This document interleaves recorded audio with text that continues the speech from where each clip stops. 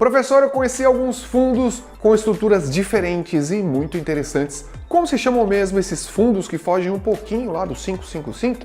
Bom, meus amigos, são os fundos estruturados do mercado financeiro, e sobre esses caras que nós falaremos nesta aula. Então vem comigo, vem com a Melver. Alguns fundos possuem regras específicas de composição, ou seja, de estruturação, e por isso eles são chamados de fundos estruturados, por serem regidos por regras específicas fora da instrução CVM 555. Os principais são os fundos de investimento imobiliário, os nossos FIs, os fundos de investimento em direitos creditórios, os FDICs ou FDIC-NP, e os fundos de investimento em participações, os FIPs. Um fundo menos conhecido e de menor acesso é o FUNCINE, que provém recursos para a indústria cinematográfica brasileira.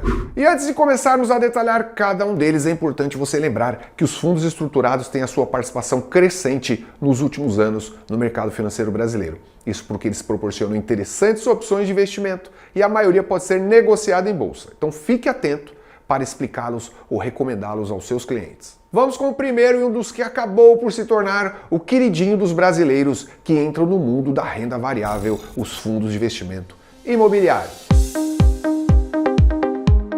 São fundos que investem seu patrimônio em imóveis e papéis de renda fixa lastreados em imóveis ou em qualquer empreendimento imobiliário. Adquirindo cotas desses caras, é possível ter participações em shopping centers, lajes corporativas, galpões industriais, imóveis residenciais, agências bancárias, universidades, hotéis, flats e por aí vai. Outra coisa, também há fundos imobiliários que investem seu patrimônio em cotas de outros fundos imobiliários. Eles são constituídos como condomínios fechados com um número limitado de cotas, sem a entrada e a saída de cotistas livremente, podendo inclusive ter prazo indeterminado. Mas não se preocupe, as cotas desses fundos são livremente negociadas na bolsa e a gente costuma comprar e vender muitos FIs compondo a nossa carteira. Fiquem atentos a alguns detalhes. Primeiro, não é porque não se tratam de fundos 555 que os FIs não possam apresentar taxas de administração, de performance ou de ingresso. Muito pelo contrário, esse é um dos principais fatores de escolha entre esses fundos. Outra coisa, quando você compra cotas de um FI, se torna titular dessas cotas, mas não pode exercer qualquer direito real sobre os imóveis ou sobre os empreendimentos do fundo. Ou seja, você não pode rescindir, por exemplo, o contrato de um inquilino. Por outro lado, você recebe a renda do aluguel ou da venda dos imóveis e pode ficar despreocupado, você também não responde pessoalmente por qualquer obrigação legal relativa aos imóveis e aos empreendimentos que integram o fundo. Podemos receber a remuneração das cotas desses fundos por duas maneiras: com os rendimentos pagos pelo fundo, vindos de aluguéis ou da venda dos imóveis, ou com a valorização da cota e a sua respectiva venda. Mas fiquem espertos com isso e com as pegadinhas de prova. Na distribuição de rendimentos dos fundos imobiliários, há uma grande chance de que você não pague imposto de renda como pessoa física, mas para isso, algumas exigências devem ser cumpridas. Veja aí comigo na tela. O cotista deve ser obrigatoriamente pessoa física, já que pessoas jurídicas pagam 20% de IR sobre os rendimentos. O fundo imobiliário também deve ter no mínimo 50 cotistas e as cotas do fundo devem ser negociadas apenas em ambiente da B3. Além disso, nenhum cotista pode possuir mais de 10% das cotas do fundo. Já no caso do ganho de capital, ou seja, no caso de vendas das cotas por valor superior ao adquirido, haverá tributação de 20% sobre esse ganho e a responsabilidade de recolhimento do imposto de renda é sua, é do investidor, da mesma forma que ocorre com as ações. Não há isenção para valores mínimos ou cobrança de IOF, não se esqueçam disso. O nosso próximo produto são os fundos de investimento em direitos creditórios, também chamados de FDICs ou fundos de recebíveis.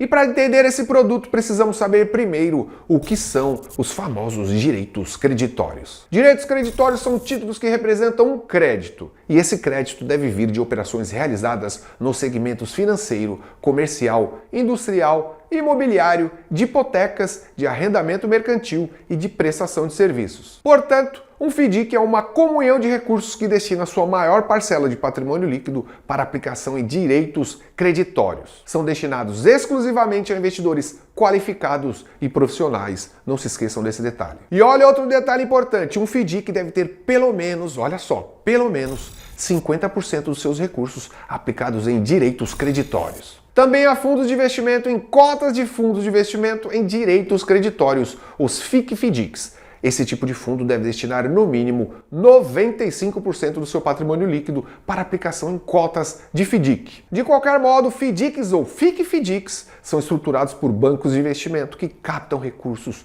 das empresas que precisam de crédito e que pretendem adiantar os seus recebíveis. Eles podem ser de condomínio aberto ou fechado, divididos em dois tipos de cotas. Muita atenção para esses tipos de cotas. As cotas sêniores, que são as cotas que possuem preferência no recebimento do valor do resgate ou da amortização. Esse é o primeiro tipo. Possuem rentabilidade pré-fixada e se comportam como se fossem títulos de renda fixa, e eles são a maioria. O outro tipo são as cotas subordinadas, que são cotas que devem se subordinar, como o próprio nome diz, às cotas sêniores em relação ao resgate. O cotista subordinado só pode receber rendimentos depois que o cotista sênior receber a sua parte. Assim, ele assume o risco sobre qualquer tipo de inadimplência.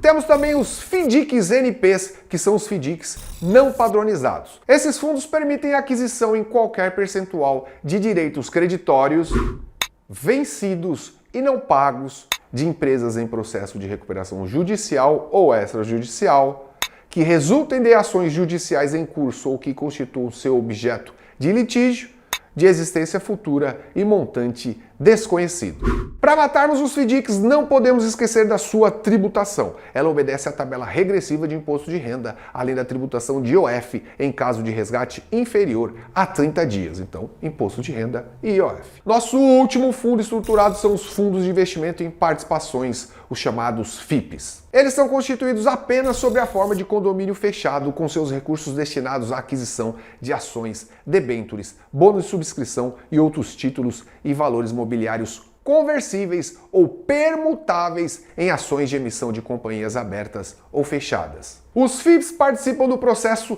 decisório da companhia investida, influenciando tanto na definição de sua política estratégica quanto em sua gestão por meio da indicação de membros do conselho de administração. Também são conhecidos como private equity, com possibilidade de que suas cotas sejam negociadas em mercado secundário, como o mercado de bolsa da B3. São destinados a 20 investidores qualificados com prazo de duração determinado, sem investimento mínimo estabelecido. Seus recursos podem ser captados de investidores locais e internacionais. Então, locais e internacionais, não se esqueçam. No mínimo, 90% do seu patrimônio deve ser investido em ações, debêntures, bônus de subscrição ou outros títulos e valores mobiliários também conversíveis ou permutáveis em ações de companhias sediadas no Brasil, abertas ou fechadas, além de cotas de sociedades limitadas ou cotas de outros FIPs.